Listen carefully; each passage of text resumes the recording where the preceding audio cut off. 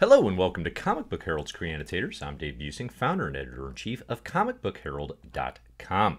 Today, I'm very excited to be doing a crossover. This is a Comic Book Herald interview special and My Marvelous Year feature. We're talking to Jimmy Palmiotti. Jimmy is the co-creator of Marvel Knights, longtime inker of works like Daredevil, Guardian Devil, Punisher, Welcome Back Frank, and writer of DC comics like Harley Quinn, All-Star Western, and Batwing, and a whole heck of a lot more. So Jimmy, in the My Marvelous Year Reading Club, as I was kind of sharing with you, we're going through the history of Marvel Comics from its origins to today, our curated year-by-year approach. We recently hit 1998 and 1999, so we're on the Marvel Knights. So I'm super excited to get to talk to you about the creation of Marvel Knights yourself alongside Joe Quesada, the 4 launch titles, Daredevil, Inhumans, Black Panther, and Punisher. First question for you. Let's take it back. Obviously, we have the benefit of history now. We know Marvel Knights was a success, but through the process of like you and Joe are building event comics, Marvel's having all these struggles, and then they call with this opportunity. Like, how surreal was that? Like how wild was that moment? It was actually, I guess because they were having, Marvel was having major issues, right? They were going under Chapter 11 and all this kind of stuff was going on. So I like to think of it as they decided, well, why not? We'll just try anything at this point. The guy that was in charge, was running Marvel at the time, was a wonderful guy named Joe Calamari, and we call him Joey Squid, obviously. And Joe Sure. was talking actually to Gareb Shamus from Wizard magazine, and asking him like, hey, do you have any ideas of things we can do? And he said, look what Joe and Jimmy are doing with their tiny comic company. They're actually doing really well. These guys have a lot of they get along with everyone, they work for everybody, and so actually a meeting was set up, and eventually Joe and I sat with Joe and Calamari, and he came.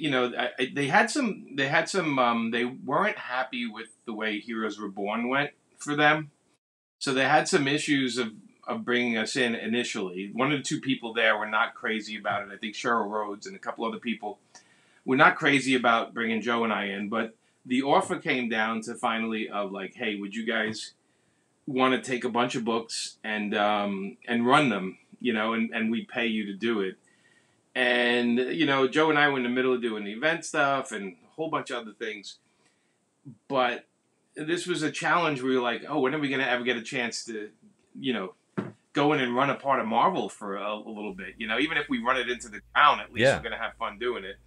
So we went Sure. back to them and said, okay, these are the titles we want. And we literally picked, so the first one was Daredevil because we knew Kevin Smith, who we've been helping with little things like art and kind of set pieces for his movies and stuff like that. Kevin was a friend. So we knew Kevin would want to do Daredevil. So we're like, okay, we'll bring Kevin to Daredevil. And we knew we wanted to have, so I'm a huge Fantastic Four fan, Jack Kirby's and Stan Lee stuff. So we knew right away Inhumans and Black Panther would be something cool to bring back. And then I love the Punisher, Joe loved the Punisher, and we thought, okay, well, why not the Punisher? Those are the 4 titles we picked. Actually, we picked some other ones and they told us no. Because I think we asked for Wolverine. And they were like, no, we have that. We'd rather you guys go with secondary characters. And I'm like, okay. I said, but we're not going to treat them like secondary, And at the time, just so you know, at the time, they were about to cancel Daredevil. And they were about to cancel Punisher for low sales. So Yeah. these 2 books were almost out the door. So we were like, okay, well, we know what we can do with these books. And then it came down to the contracts, what we'd get paid, how much money we would have per book. And there was a lot of back and forth with that. And Marvel at one point said, we'd like to have you up in the offices. And because I was friends with a guy named Glenn Herdling, Glenn actually worked in the penthouse of Marvel, which was a small office, like 3 or 4 offices in one little, on the top of the building. So you literally took the elevator to 12, and then you had to go upstairs to get to the, and I said, what'd be cool is if we can get the penthouse upstairs. And they're like, oh, you know about that? And I said, yeah. I said, a friend Glenn works up there. And so they just took the couple of people who were up there, moved them down to 12 and 11, and they gave us the penthouse. And then we went in, and we remodeled it, and we painted the walls, and we put a TV in there, we put couches in there, we made it our office, Yeah. and from there we just kind of like that. The deal came together. They gave us the right amount. They gave us some bonuses. If we get the books in on time, we get a bonus. If we, you know, we can do anything we want. We have to editorially be under Bob Harris, and Chris Claremont would be the creative person, and then the art person would be Mike Golden, who at the time was working in the bullpen up there. Mm. So we knew everybody involved. I mean, we knew Bob and Chris and Mike, so that was easy, you know. And then we got set. And we had to dig in and actually start making the books. Gotcha, gotcha. So just going back to your own kind of, intro to Marvel and your own fandom, you mentioned being a big Fantastic Four fan. Were the Kirby and Lee books, like, were those your go-tos, your favorites up to that point, or did you have kind of I'm a a different huge. set? So I have FF 1 to 100. Like, that's my collection. I have Nice, yeah. we're on video, right? So okay, Yeah, so yeah. I'll show you because I have it over here. I was just looking at it the other day. So you know how you look at your comics once in a while and you're like, oh yeah, I have that. Anyway, this is one of my pride and Yeah. joys, which is Oh, F1 hey, 4.0. there you go. It's kind of beaten up a little bit, and the other one I have is this one is it's even more beaten up. It's a it's a 1.8, a Spider-Man one. Yeah. But we did have Hey, that's still a Spidey so one, let yeah. Stan sign it way back when, you know. Oh, Um, amazing. But anyway, so yeah, I was a huge Marvel fan, and so it made sense. Like, all right, FF, the characters in the FF that I've always loved Black Panther, and I was and still am a huge Don McGregor fan. I love Don's stuff. And I Yeah. love what he did with Panther. The jungle action, so Yeah, good, although yeah. they wouldn't let us hire him because they wanted us to bring new people, and that was part of our deal too. Like, we had to bring in, Oh, yeah, interesting. we had to bring in, like, but anyway, so these titles, so the two of them were FF spin-offs, and we wanted to do with Marvel Knights also to ground the characters a little bit. So with Black Panther, bringing Black Panther to New York, and then focusing on Wakanda, like really grounding what the city was and who the characters were.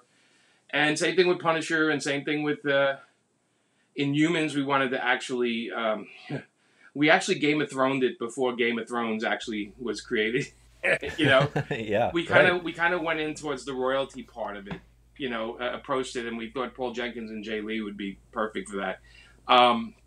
And then the Punisher one, we were experimenting. We were like, okay, well, let's do something where people either hate it or love it, but it will get some attention, and that's when we have made him the Angel of Death kind of thing. And then Right. Daredevil, we went straight forward. Kevin had a story to tell. We wanted to do the art on it, so these were the books we felt like we can gain interest. And actually, how we pitched it to Marvel is we'd have our books come out 1 week a month. Every week, one would come out. So Daredevil, I think it was Inhumans, Black Panther, and then Punisher. And every week, one Marvel Knights title would come out every month of the year. So we just looked at it like a publishing plan that we would get money out of your pocket every week. You wouldn't get a break. Hmm. Instead of putting the books out all the first week of a month, we wanted to make the Marvel Knights titles, and then we worked on making them look different than the other books, and that's a whole nother story. Yeah, no, that's I mean that's an important thing too. I mean, I definitely think of Marvel Knights as this kind of very important turning point for Marvel, right? It's a maturation, I think, of the kind of stories that they were telling and that you could find in that universe. I mean, I felt this even I came to them like a decade after release, but you still feel it compared to kind of what your standard superhero comic was or is even. What do you think it was about your and Joe's approach that kind of pushed Marvel forward so Well, much? Like, what was so your back main then they focus? weren't making Marvel movies either, right? There was like Yeah, Blade right. maybe came out, and that's about it. So we Yeah. approached it. We approached them like as if these were going to be movies. Like, we approached them in a theatrical way. Like, these are stories that are going to define who the characters are. Because our whole goal with Marvel Knights was, if you never read any of these books, we're going to make it approachable for you, so you understand Hmm. what the character's about. And that was our whole, that was part of our approach. And we were connected with the idea that we wanted to make a broader audience. We wanted to make sure the books were available for everyone. So we did keep to very adult themes on everything too, because we felt like, they had books like Spidey Super Stories, and it had a lot of young reader stuff. And if you know anything about comic readers, or if you're 15, you don't want to read a book aimed at a 15-year-old. You want to read a book aimed at a 21-year-old. And if you're 21, you want something aimed a little higher. You don't write for the age that they want you to hit. You write for older. So we approached the titles as if they were adult titles. And it's adult material, without the nudity, without the cursing, but there were adult themes in the books. And with that kind of thinking comes the responsibility of making sure they're great stories, and also they're going to resonate with the readers, and they're going to actually have things in common, because all the Marvel Knights titles kind of had stuff in common, little issues and stuff in common. But we wanted to legitimize these characters, to say they're not secondary. These are the best. These are some of the best characters that Marvel has. Daredevil, obviously, we love Frank Miller's run, and then, FF, the Inhumans, of course, with Jack and Stan, and even the Punisher, I got my first work at Marvel inking Punisher, so I must have read a million Punisher comics, and I love the character. And, so with all these books, and especially Black Panther, because, I was a fan when it came out in FF. I was a fan of Don McGregor, and, when we hired Chris, we wanted him to kind of do, legitimize the whole world that Black Panther was in, to understand that he's not a supporting character. And we never looked at any of them as supporting characters. They were main characters, and that was our focus. Yeah, it is funny. I feel like a lot of people who may have come to comics more recently, or certainly come in through the MCU, it's like almost impossible to imagine Black Panther not being a big deal, or Daredevil as well, like that Daredevil was on the chopping block. But like that's the historical moment, is like, yeah, Wakanda had not been established for some time. It had been decades since that McGregor run, right? And it didn't have the panache. It was, and so we're New Yorkers. Joe and I are New Yorkers, so the idea of a black character doesn't even faze us. I mean, it's like that we just like the idea that he was royalty.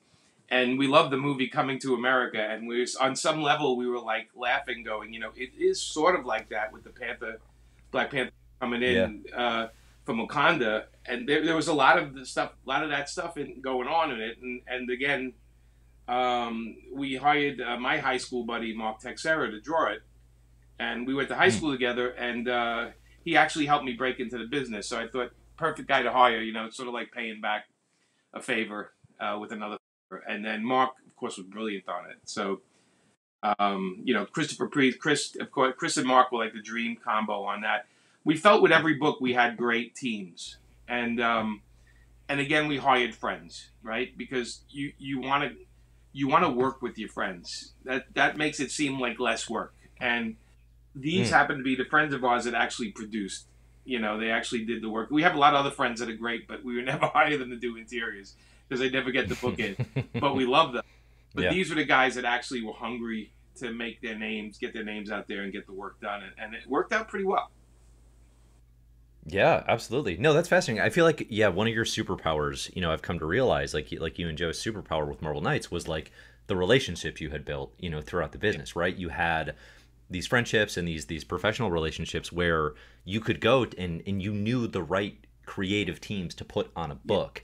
And I read there's an oral history that Marvel.com published about the foundation, and then you talk a bit about Jai Lee being this amazing artist, but that had a reputation at that point in time for like not getting stuff in on time, right? And all the work that had to go into getting his pages in on time, but like the Marvel Knights team pulled it off. We did. I mean, it didn't come without speed bumps with Jay, but at the end of the day, people don't remember that. They remember the work, And he had one or two times he got behind where actually Joe's wife Nancy had to go and terrorize him a little bit. We had stories with all the guys. We have one with Steve Dillon when he was doing a Punisher, where I flew overseas and showed up at his door. Because he lived in London, outside London, in Boots. Yeah. And so it isn't without stories, but again, these were friends that wanted, we hired friends that really great, talented people, and they wanted to get it done. And sometimes they just,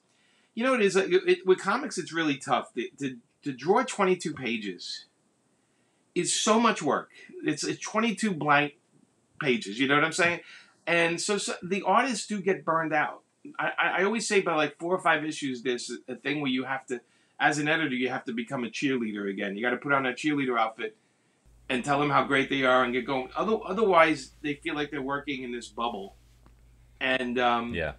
and of course, Joe and I both being artists, we kind of understood that. So we had communication, and probably why we got along with so many people is we understood what they do for a living, and we can empathize, and we also knew what to do. We also knew that when the books came out and they sold, we call our guys almost every week and talk to them about how good the work is and how to do it. So the communication, like I do books and I don't hear from the editor until it's done. And then they go, I got the script. And then sometimes you don't hear anything until the book comes out or you get some artwork from. So we understood that, especially me, because I had a lot of terrible communication with editors when I worked at Marvel and DC earlier. I understood what I needed to do. And we had a day where we would call our guys. And I still work like that. I communicate with my team. When something looks great, I write, tell them I love this. I love that panel. Oh, my God, how did you do that? And I'm sincere about it because I'm a huge fan of what these people do. So I think that kind of communication keeps the artist in a place where they can keep working. When you don't have that, you'll see, look, even our favorite books, we want certain teams never to leave them. But if you find out the reasons they left, sometimes it's not exactly the art. Sometimes it's the attitude or the people or, so it's an interesting business. Sure. No, that makes a lot of sense. Yeah, I mean, that little bit of feedback obviously can go such a long way. I do find that fascinating. Like you and Joe, having had a hand in the bit, not just a hand, but like you're professionals, like you do the books. But you came in as really effective editors. You both definitely had a clear vision for books about how to work with particular talents. I mean, certainly, you mentioned they're flying to get Steve Dillon to get his pages in on time. And like you said, like that's a thing that's a hilarious story, but it's also like now, so many years later, it's just like we have the book, right? It's done. Nobody thinks about the delays. Nobody thinks about the process. We just have Welcome Back, Frank, and it's beloved. So you got to ink that one. You got to ink Guardian Devil. Obviously, you're editing, you're managing relationships, you're doing all this. Is there a Marvel Knights book that you're most proud of looking back that you're like, oh, that's the one that I love? I like the number ones because so we had our hands on all the books, right? So I like the number ones because there's this that month when they came out, and Joe and I did a bunch of signings in the city, and we had lines. We did a signing at not Midtown. I'm sorry. It was at the time it was Jim Hanley Comics. The line went around a city block, and they had to bring police in to keep the line out of the way of people going. Yeah. And I was like, this is insane. Like we never expected the stuff to do that well. We just expected and we spent a lot of time, and we went. Joe and I drove up to Wizard Magazine and would say, here's what we're doing. What do we have to do to get the cover? What do we have to do to get articles? What do we have to do? And we wound up doing exclusive art for them. And we went out, we did morning shows in New York. Kevin did the late night shows where he talked about theater. Like we went out and worked this, and our attitude on it was comics are cool and the people who read them are cooler. So nobody believes this back then. So our approach was, hey, you know what? Joe and I are going to go out. We're going to sell the books. We're going to sell the idea of it. We're going to sell, hey, look, we're cool guys. We have girlfriends. We have wives, actually both have girlfriends. And, we have lives outside the comics, and we know movie people and stuff like that. And we love making comics. And comics are cooler than you know. And again, we didn't have all the support of movie studios. And there was no, like I said, Blade was probably the only thing that came out at the time. So we went out. There was a point in doing it where we were so proud of what we were doing in our teams, we were just running on that energy for a long time, or as long as we could. Yeah, absolutely. No, that makes a lot of sense. Well, I mean, you talk about the connection too to selling comics is cool, which I always find fascinating. Obviously, one of the big connections you make here is the relationship with Kevin Smith, the fact that he's in Hollywood, he's a movie maker, and that he would, to the eyes of many, lower himself, right? But it's not that, right? He's just like, no, I love this stuff. I love Daredevil. I'm going to write this story. It leads to an influential story. It broadens the audience. It kind of pioneers, I think, the idea of like Hollywood or Hollywood writers certainly like tied to comics, because later you get Joss Whedon, you get these sorts of things we coming got in. we had we would go. We met John Singleton at one of the signings we did in L.A. and we did it was me, Joe, and Yeah. Kevin, and we met John, and then John invited me to his premieres, and I remember at one of his parties, Wesley Snipes got a hold of me and was like, "I want to be Black Panther. I read your comic. Da da da. I want to." And I What? gave his contact information to the guys at Marvel and stuff like that. I did what I was Yeah. supposed to do, but we had a lot of actors coming out of nowhere going, "Hey, if you ever cast this, And down the line, I met people like Tom Jane, who I'm still friends with, and I met, Wesley. I've seen him 3 times since, just randomly, and we always laugh about that time because he literally terrorized me to be Black Panther.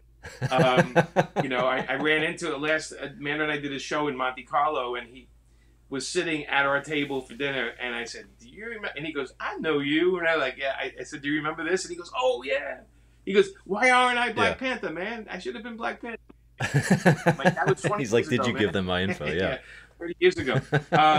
But there was a lot of interest because Kevin was out there selling it, and because the books were and then the books were being sent around the studios, and again, a lot of stuff came.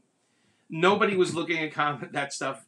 I think Sony was fighting over Spider-Man rights at the time. That was the only thing that was going on. And while we were there, we had offers for Daredevil that kind of fell through, but we had all these people coming in looking for stuff. And, Joe and I's job was to actually just make the comics and go out and promote them. So we would get these Hollywood people and we'd shuffle them over to Avi and all those guys. Say, "Look, this guy called," because it wasn't our job to do that kind of stuff. But it was interesting to see that the work we did out there to get the book seen and looked at as cool was actually starting to pay off, to the point where we had actors talking out loud about their love for comics, which is something, let me tell you, before Marvel Night, something you never saw. It just never happened. Yeah.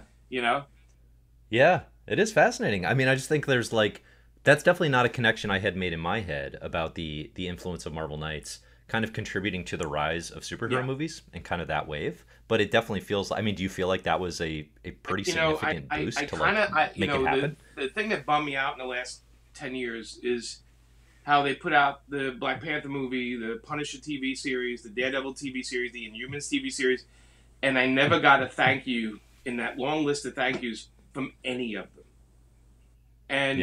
And when I actually saw material I worked on the screen, and I recently made a stink, and they vowed to take care of it. So you'll see my name popping up more. But I was so bummed at the time because I was like, can't they see what we did? It's right here.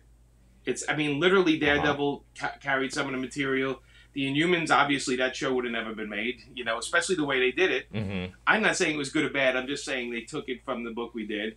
Punisher, we had movies, and the TV series was from the comic. The Garth Ennis, Steve Dillon stuff was right there on the screen. The Tom Jane movie, so much so we had all the secondary characters. Like I said, and not a thank you. So they're rectifying that, but it went for a good long time that I didn't get a thank you on any of that, and they finally give me a thank you. I'm not getting a dime, but a thank you. I'll take a thank you. On the flip side of it is, DC. Pretty much everything I've worked on, I get a thank you on it, and they actually, DC throws me some money on all. Yeah, it does seem like they have a better reputation. Yeah, Jonah Hex and Harley, all that kind of stuff. Batwing on the TV show, they had a better communication, but I'm hoping with Marvel it gets a little better. That's good. That's a bummer you had to make a stink before it happened. I mean, I remember even that's pretty famously like Jim Starlin had to do the same thing, and it's like, Jim Starlin, come on, guy created Thanos. There's like any corporation has a disconnect between parts of companies. So I just look at it as it's yesterday, and today and tomorrow will be better. So you can't change the past. I don't really spend a lot of time looking back on that kind of stuff. I just wanted to make sure it was taken care of, from today on. So I after a while I was just like, all right, let me just make a call, because I was getting a little frustrated. Yeah, sure. No, it would eat at you. You want to get your due, certainly, because it's an important moment in their history. You look at your mortality, you look at your life, and you're like, okay, it's nice to have thank yous and credits and stuff like that. It doesn't change my life so much, but But I think if I put in all that work, at least there should be a little pat on the back once in a while, you know? Not looking Yeah. for hatred Yeah. for No. anything, you know? So, Right. Okay. Well, I'm glad that's going to be coming then, yeah. at least. It's a bummer it wasn't They there already. So, started like, already with, like, Hawkeye and, you know, there's a couple of things that, what ifs that, you know, and I was like, oh, I was so happy to see my name because I was like, oh, yeah, I worked on that thing. And, you know, sure. it doesn't Sure. cost money to put thank yous. And sometimes the thank yous are 800 names. But when you're Uh-huh. involved and you Yeah. don't Yeah. see a name, you're like, oh, I remember the first Black Panther movie, and I'm like, really? I'm like, really? You know, there's characters we kind of co-created in this movie, and then, you know, I was like, okay, I'm not going to let that happen again. So, Yeah. Right. Well, like the Dora Milaje, certainly you absolutely. yourself and Joe get You credit know, for. I don't know which others, but I've and heard look, I that. love Yeah. the guys at Dan and David. Oh, they're great guys. So we communicate. It was my fault. I needed to communicate better because I was wrapped up in doing other things, and now it's being taken care of. So it's great. It's all good. Yeah. Okay. Okay. Good. Good. I'm glad to hear that's getting Yeah. straightened out. We have a question from a member of this year listener here. Justin asks, did the mainline comics writers at the time, so going back to Marvel Knights, did they look at Kevin Smith's run, an outsider coming in? Was there like negative sort of like Marvel mainstay reaction to you guys doing Yes. Regular Yeah. Marvel. Now we were friends with all the editors and everybody there. So the bullpens were like the bullpen guys were like my buddies, you know. But there was resentment because they said we got more money to make the comics than they did. And we were using like better color, higher end coloring. We did digital coloring, which wasn't being done on the main books. And we did Yeah. things, we hired people that would cost a little money because we were given a budget, right? So we could have hired people at lower amounts of money and kept the difference in the money, but we decided that the budget was to be spent on the creators. So we paid everybody more. And of course, everyone wanted to work with us after the first couple of months the regular editorial at the first, there was pushback. Like, why are these outsiders in here doing this? We can do our own stuff, blah, blah, blah. We don't need them. There was a lot of pushback initially. Not everybody, but most people. And then Joe and I threw a party up there and invited everybody up to kind of hang out and see what we're doing. Some people didn't show up. We noticed who didn't show up and all that kind of stuff. But we kept pushing forward. We even had people higher up that were not crazy about us. And now looking back, they're buddies. And, they just were pushed. I think the Heroes Were Born stuff kind of pushed at them a little the wrong way. And then, there was other stuff that happened before us. But there was resentment. There always is initially to something new coming in. But remember, when you bring up the line, you bring up the whole line. So even though Marvel Knights was selling, Marvel was getting more attention for what they were doing. Therefore, it helped the whole line. So in the end, by the time I left after the second year, the whole line was doing much better. The company was, not in Chapter 11 anymore, and they were about to be bought by Disney. So like a lot of stuff was happening because of all the positive energy out there. But initially, there's always some kind of resentment, and I don't blame them. Some of them, I don't blame them at all because they were given limitations to what they could do, where we weren't. We had the choice to take the money and use it towards what we felt was important, or we can pocket it and then just put out some comics. And we felt if this is our only opportunity, we should spend the money and try to do the best books possible. So we took less money up front. Yeah. Well, and I would imagine now paid off in the long run. Yeah, right? I mean, I I live in a house that's paid for, so that's good. Sure. Some success there. If I did this just for money, I would go back into advertising. If I did comics, You wouldn't be in comics. If it was all about money-driven stuff, I wouldn't be doing this for a living. Or I would be only writing Batman. I'd say, okay, I want to write Batman, and that's the only book I want to write. And I'm going to stay on it as long as I can because it's a money gig. But my thing is, I'm not motivated by money. I'm motivated by challenge. So I'm constantly looking for I have a lot of people telling me what I can and can't do, and when I can't do, I'm always looking for the challenge. Oh yeah, well let me show you how it could be done. There's easier ways to live, but I think that's part of the art is the challenge. So Sure. No, and you've done a ton of different things. So all right, so you do 2 years of Marvel Knights. You have the stewardship, like you said, like it does well. The line really starts lifting. Now we get into X-Men movie, Spider-Man movie territory, and obviously a lot of attention comes with that. When did you leave and why? Why did you kind of So step away from so what was going on initially there? we were doing Event Comics, and Event Comics was Painkiller Jane, Ash, 22 Brides, Kid Death and Fluffy, all our characters, and we were supposed Yeah. to integrate those characters into the Marvel books, and we never Oh. did. We didn't have time anymore. The Marvel Knights took up everything, and we managed to do one Painkiller Jane Punisher book with Garth and Amanda actually did it, and it's a great book. But we never got Ash integrated. We never did any of that stuff, and I felt after it was a little over 2 years. I felt like, okay, so they're out of chapter 11. They're doing great. The books are doing fine, but the teams are starting to wear down, and we have to hire new people. And it just felt like, Joe really loved doing it, and Joe wanted to be editor in chief, right? So he wanted that job. I honestly didn't want to work for a corporation anymore. I liked the people and I liked working up there, but I wanted to write more and I wanted to do my own stuff. And you can't do that when you're working 10 hours a day trying to get out 4, and I think it was 6 Marvel Knights books at the time. And they wanted to raise it to 8 books. And I was just like, I'm like, quality is going to suffer. Everything's going to suffer. I did what I had to do. I felt stressed with the job, and I thought, what's my future here? My future here is corporate job. I don't want a corporate job. I just don't want it. I turned down every kind of job you can ever imagine in comics because I don't want to babysit people. And I was babysitting people, and I wasn't on my drawing board, and I wasn't doing artwork. And so I was like, okay, we did what we had to do here. We made our point. Things are selling, and company's great, and the books are coming out, and time for me to go. Leave while it's hot. Sure. Leave while it's doing well, and that's what I did. Looking back, I should have Gotcha. stayed another year and then got my Disney money when I got purchased. But it is what it is. I'm happy that it's doing so well, and now it's a monster. I don't know about the publishing, but the company is, and it was the right time to leave for me. I was getting bored with things, and that's a dangerous thing for me. So I just wanted another challenge, and I also wanted to write more. And the opportunities for writing were not there because they wanted me to edit, and and they didn't want me on the regular books. So I needed to experiment and go out there. And I felt like on some level, just like with Event and just like with a lot of things I do, I felt like, all right, I got the best I can get out of this. Now I need the next challenge. And Sure. it was for me there was a challenge. One of the challenges was doing I was given the Black Bull books at Wizard to do, and that was one of the things I did right during it. And then after it, I edited a bunch of books there, and I wrote.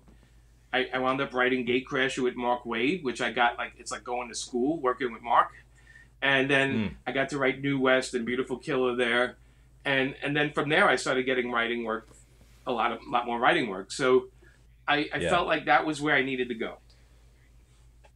Gotcha. No, that makes sense creatively. Was it so you're doing that, you have to follow kind of the challenges and your passion. Yeah. Was it weird knowing where you came from, in Event Comics and then seeing Joe take over as editor-in-chief of Marvel? Like, was that surprising to you, or were you like, no, I get it. Like, we've worked together. It makes total sense. Not surprising at all. That's what he wanted. Yeah. He was very vocal about it. He wanted it, and he was in the place to get it. And not surprising, no, not at all. Just like it literally was like, oh, okay, yeah, that's what Joe's doing now. He did a great job, and he stayed there, and just until recently, so he was there a long time. I had a parallel going on in my life because I had a next door neighbor who I met actually in my local comic shop in Brooklyn, and I found out he lived next door to me. I didn't know he was in the building next door, in the apartment building next door. Okay. And that is Dan DiDio. Yeah. I met Dan in the comic shop, and then we talked, and he worked at ABC News, at ABC TV, I think, at the time. And he said he loved comics, and we were talking about, we met in the comic shop, then we became friends. And then he would steal all my comps. He'd come over and take all my comp books and stuff. And then the next day, all of a sudden, he's editor-in-chief at DC Comics. And I'm like, okay, I know the editor-in-chief at Marvel, editor-in-chief at DC. And both said the same thing to me in different words. Because we have this job, we can't just hire you. willy-nilly. You're going to have to work harder because they know you're our friends. So you're going to have to work harder to get Yeah. anywhere, because we can't just put you on the best book because they're going to think we're doing, favors. And I was Sure. like, well, that sucks. But it's not Right. like I haven't been working hard.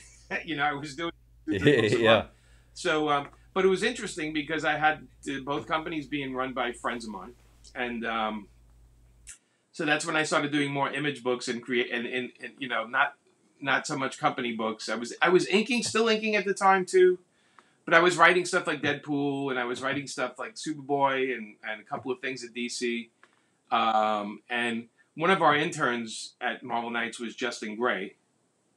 So when I left, Justin left, and Justin and I started writing stuff. We wrote a whole bunch of new series for Wildstorm, like The Resistance, 21 Down, and Twilight Experiment. We wrote a whole bunch of books there.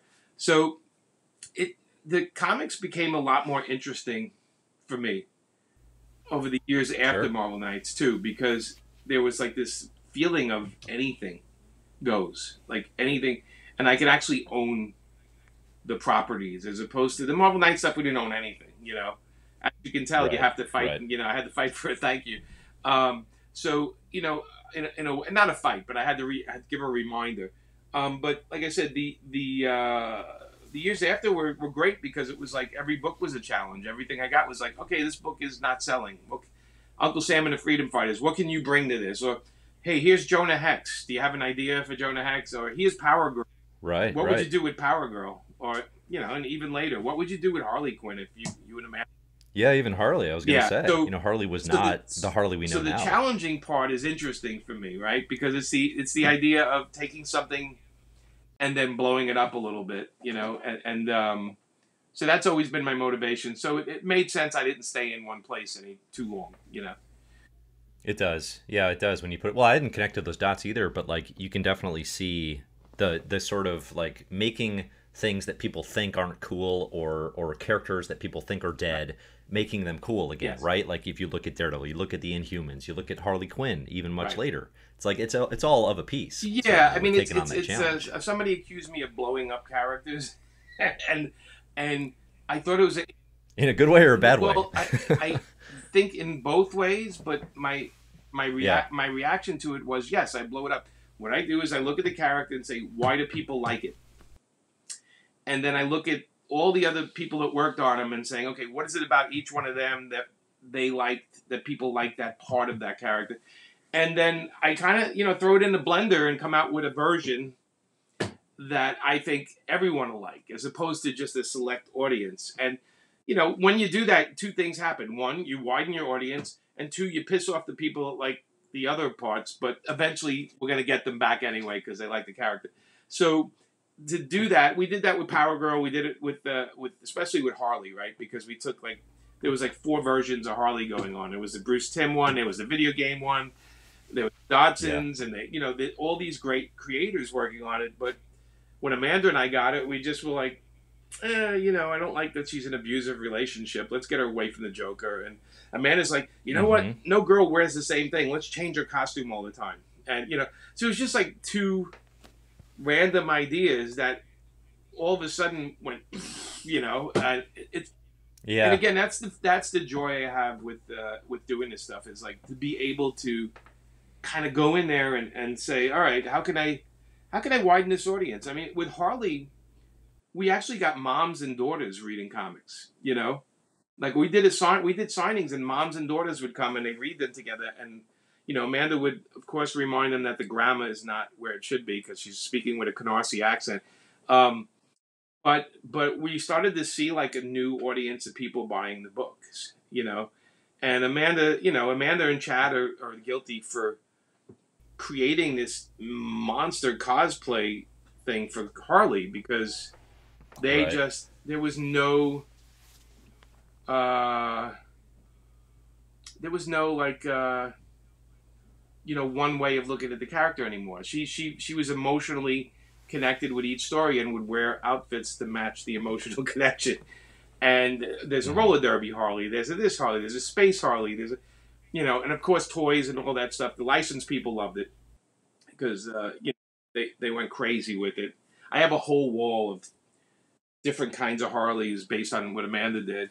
And then, you got the great costumes of Bruce Timm and, Bruce Timm did. And, it's just, like I said, that's the exciting thing to me. I think I was never meant for a corporate job. And I had a job in advertising before comics. So I didn't really do professional comics till I was 30. So I kind of came into it a little late. But I took everything I learned in advertising and applied it to the work I did, which is how to sell things. Sure. Well, that's interesting. It sounds like very little chance you'd want to take on kind of an editorial type role again. One of the questions I was going to ask was like, if you got the keys to an imprint again, kind of looking at where comics are now. Like if DC or Marvel or whoever was like, hey, paper films, like yourself, Amanda, the team, take 4 of our lowest selling characters again. I guess that the question is like, how have comics changed in such a way that like you would approach that challenge differently now? The first thing on the contract would be no editorial interference, meaning trust my vision of it. Trust I'm not going to corrupt your character. Meaning Harley is not different than the original character. People don't understand that. It is Bruce Timm and Paul Dini's character. It's just that we matured her up a little bit. That's all. But it's still the same wacky, crazy character. I would take, at one point I looked at a company like Valiant and I said, what would I do with Valiant, And I was talking to one of the people up there at the time and I said, I would cancel all your books, first off. And I'd go quiet. Go quiet for 6 months, And then I'd really look at what is the attraction of this other than comic shops having millions of back issues they want to get rid of. What is the attraction of these characters to people? And because I feel like when they hire creators, they get a little of that, but they don't give them total freedom. And I would be up for the challenge if they were characters I was interested in. If I felt I couldn't bring anything to it, I leave it alone. I've been offered so much work over the years that people would be like give their right arm for. I've turned down Doctor Strange. I've turned other because I know on some level I have nothing to say about that character that hasn't been said, and I feel like why bother doing it? Like why waste everybody's time? Because I have this thing about it's just another book. It's just another book. Like sometimes I feel like the big 2 companies put out so many Batman books, right? Like, it doesn't matter anymore what happens with Batman because there's so many books. And I remember when I was younger reading comics, things mattered. Green Lantern, Green Arrow had the drug issues. They had the Neil Adams, Denny O'Neil stuff. And it was like, wow. Frank Miller was doing Daredevil and nothing else existed at the time. I was like, that was the greatest comic. Even when Frank did Batman Year One, with Mazzucchelli, I'm like, oh my God. Sure. And what? So those books don't happen in the let's just put out some books with this character because it's selling mode. That happens because we have the right creators on the right book and we're going to give them the freedom to do what they think the character should be doing. And those are the standouts in our life, are always the ones where it's driven by a team. Like a writer and artist team that are really firing on all levels and doing what they want to do. And those are the books that hit almost everybody's walls. That's why everybody has a Watchmen copy, has a Batman Year One.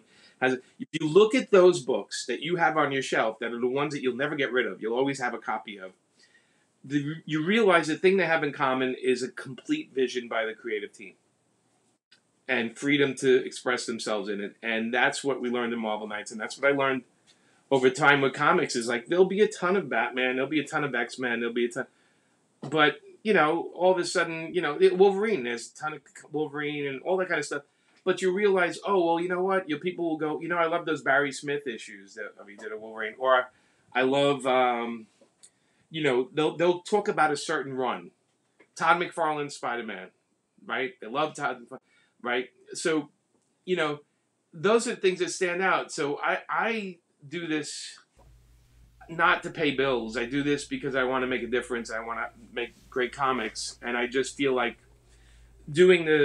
working on the books just to fill the shelves is not my thing. I mean, Harley was a rare one for us because Harley and Jonah Hex were rare ones for us because Jonah Hex Justin and I had a million stories, so we were just going to write that until they kicked us off, which pretty much happened.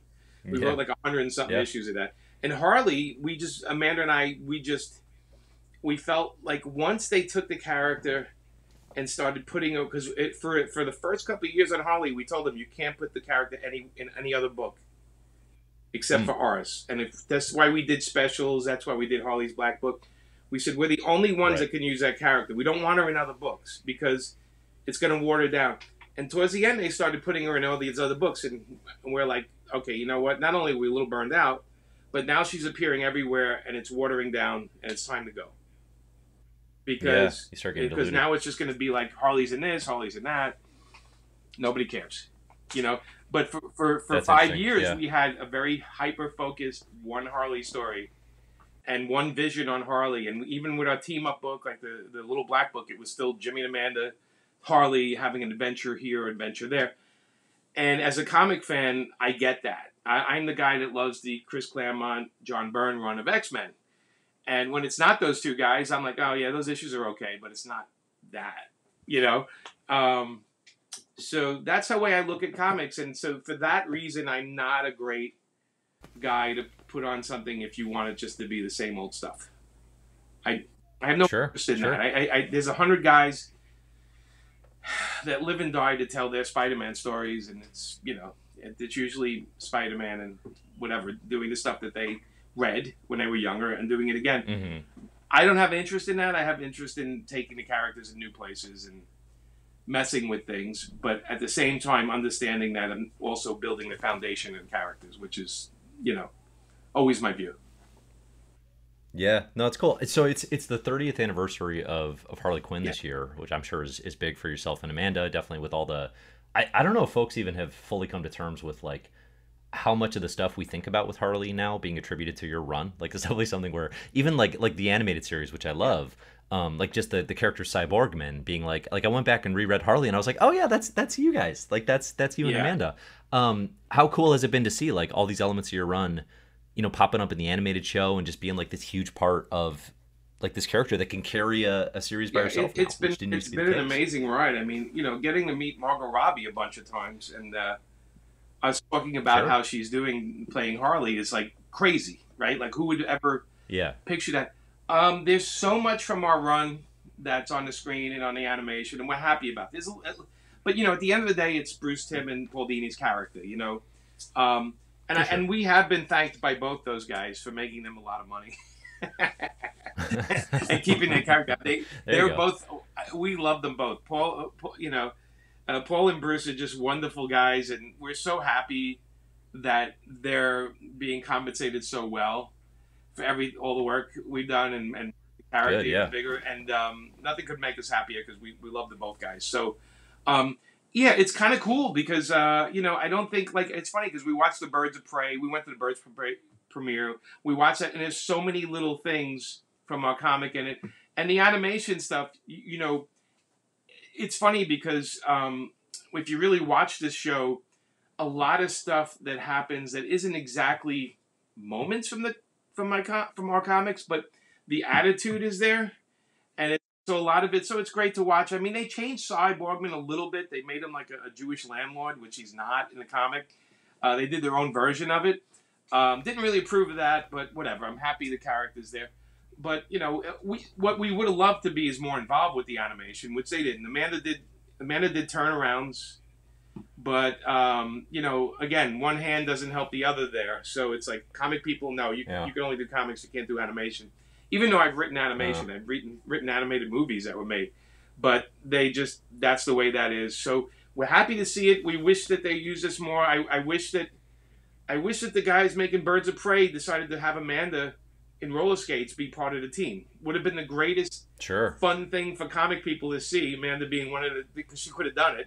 Like, stuff like that always drives me crazy. Like, you know, you have the talent, throw them in there and have some fun with it, because the fans would love it. But we're happy to see all this success. I mean, we have a room full of Harley things all over the place, like toys and games and Halloween costumes and, you know, all that stuff. They used to send us a bunch of that stuff, and we have it all. But it's nice to see that it influenced so much. I mean, like I said, when I'm being flown out to movie sets and hanging out with the stars and stuff like that, it's surreal moments. It's fun, and it's nice to see the influence that things have, and that's, that's what I'm hoping something I created from scratch does over time. You know? Yeah, for Uh, sure. Well, so I was going to ask about that. So, you've had a Painkiller yeah. Jane has had a sci-fi movie. There were talks of like it works in the pipeline. What's the status or any So update on, some of your own the stuff? Jessica Chastain thing fell apart because I think she just took on Sure. too many other things. That went for like 2 years. We had a great screenplay, but so now it's back with my agent. So there's another part of my business where I do film and TV stuff, and I have an agent for that, and I don't bother him until he calls me and tells me there's something going on. Because I don't, in the nicest way, I don't lose sleep over any of that stuff. I want to make great comics, and then if somebody buys it, Yeah. makes a film or TV, like the last one was the last one was Jay Baruchel for Random Acts of Violence, right? So Amanda and I went Hmm. to Canada during COVID and watched them shoot part of that movie, and that was a lot of fun. Meeting Jay and hanging out with Jay and stuff like that was great. These are all fun things, but the idea that they're going to make you rich is a joke, and that people want fame. I don't really care about fame. I don't really care.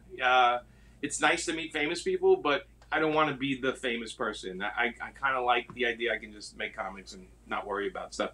Um, but I'm happy to see things translated. Working on the Painkiller Jane TV show was a lot of fun. Getting to write an episode was a blast. And yeah, I worked on many, many things. But never, I think one day I'd like to direct something. That would be a fun dream, pipe dream type of thing. But, you know, I right now my focus is creating. I have like so it's like picture my brain as a garage with full of cars. I need to pull some cars out to bring new ones in. So I'm trying to get books out. Okay. I'm trying to create. I have a lot of stuff like creator owned stuff that I'm working on right now. I have like 4 books done already. I'm sitting on because I want to release them sort of in the same area. Um, but that's what gets me motivated. The movie and TV stuff is great and it's fun, but you understand it's quick and how many movies come out a week and how many TV shows are on a week, and there are far less comics that come out, and I am a one-man crew or a 3-person crew or a 4-person crew on a comic, and which means I have a lot more control, and therefore the comics are always the clearest vision of what I see. As a matter of Yeah. fact, I'm Yeah. starting No, that makes to I'm sense. learning how to color comics now too, just to kind of cut out another part. Yeah, I saw you. I saw you colored the Gargoyles Yeah, color that you guys yeah, just shared. That Amanda yeah, drew for the Gargoyles relaunch. I noticed that. I was like, oh, Jimmy's coloring now. So that's new for you, yeah? yeah. I had time. I have I had some time helping some family members with some stuff, and I had time off that I had a lot of waiting room stuff. So I took my iPad and started using Procreate, and I said, let me try. Amanda had a cover, and I said, let me take a shot at that. I think I know what to do, and so I'm slowly learning that. But I think, look, I think the secret to staying young is constantly being challenged. I think the first thing you do when you get old is when you start. I don't know how this program works, or I can't get this. Mm. That's the day you realize you're getting old. When you stop Mm-hmm. learning.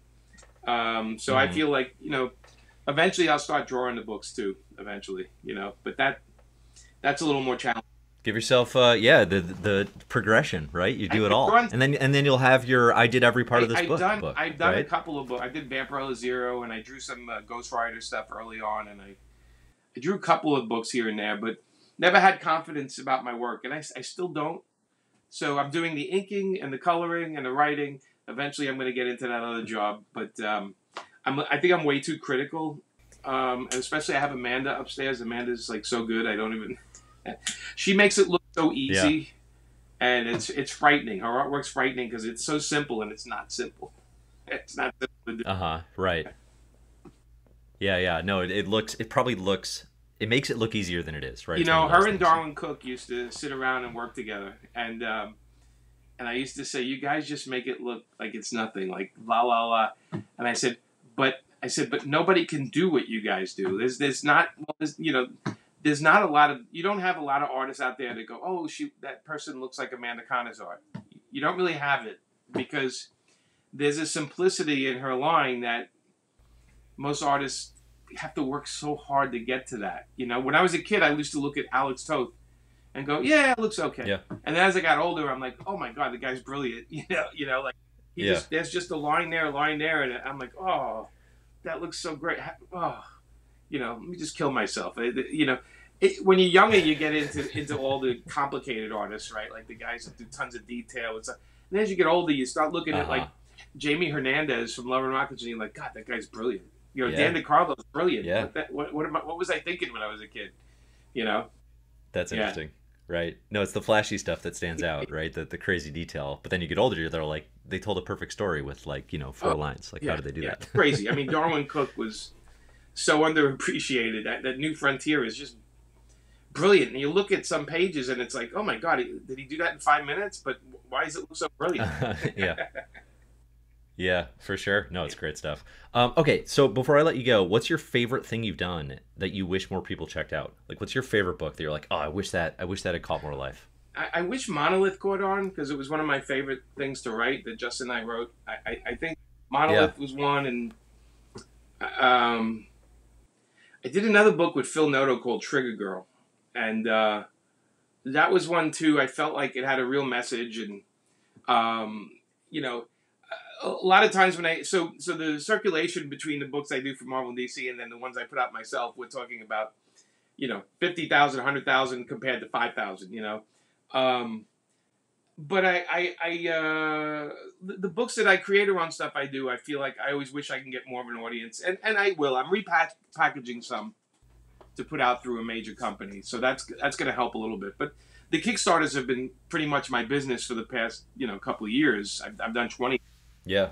And if you want to really look at my career over time, I've learned to fine tune it where everything I'm doing is just so I can do it myself eventually, as opposed to a guy that comes out and says, I have my own comic company and just publishes. My whole thing was I need to become a name first so that'll help my creator-owned stuff later. That was always my plan, and that was my advertising background taught me to do that a little bit. I think the stuff I have on paperfilms.com that I think those are the ones I wish there's more eyes on. The good news is there are eyes on it in Hollywood, which is nice. So anytime something like that happens, I sell a bunch more books when that stuff comes out. So we're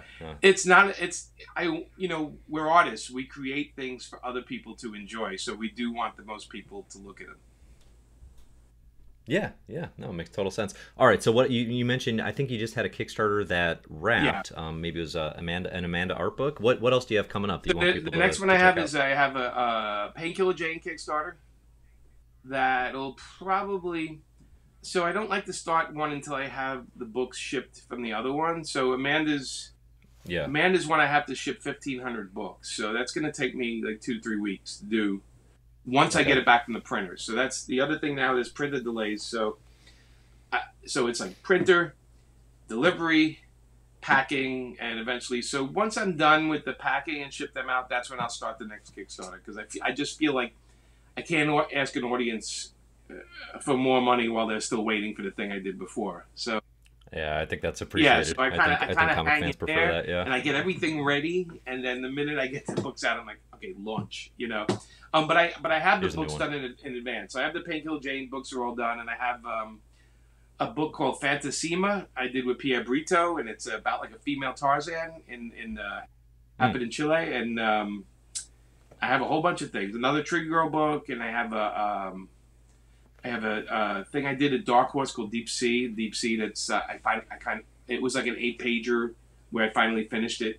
There's a lot of stuff coming up, and then we have the mainstream stuff. The 30th anniversary Harley is out this coming week, and we have Amanda and I did the Blondie book for Z2 Comics. So it's about okay.